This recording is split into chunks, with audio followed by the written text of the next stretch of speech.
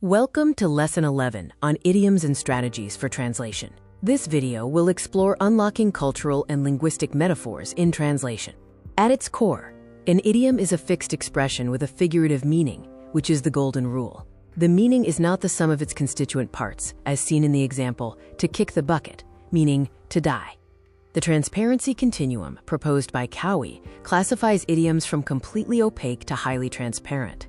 It ranges from pure idioms, which cannot be deduced, to open collocations, which are highly transparent and freely combinable.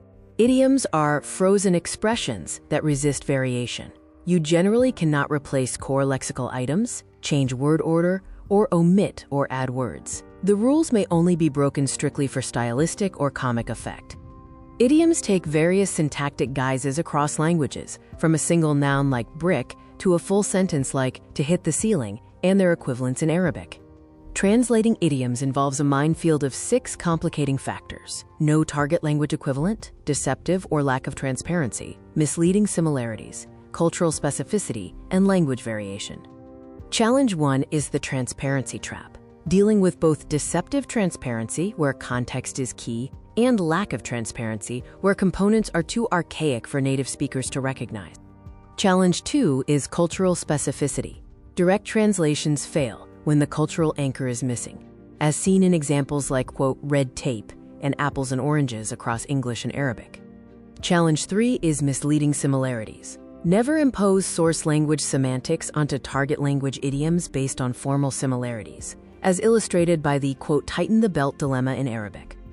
Challenge 4 is the dialect dilemma. Arabic dialects are often richer in idioms than modern standard Arabic, as shown by the various dialect equivalents for out of the frying pan into the fire. The 7 translation strategies are applied hierarchically, prioritizing stylistic matching before resorting to descriptive workarounds. They range from using a TL idiom to borrowing via literal translation.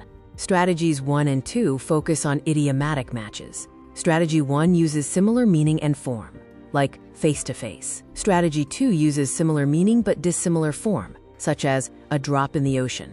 Strategies 3 and 4 are paraphrase and function. Paraphrase maintains cultural specificity while explaining it directly. A functional equivalent neutralizes the idiom into a standard, non-idiomatic phrase.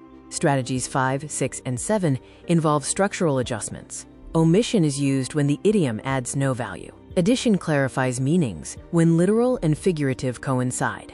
Borrowing is literal translation, often leading to naturalized idioms. This concludes our video on idioms and strategies for translation, highlighting the importance of mastering the art of cultural nuance.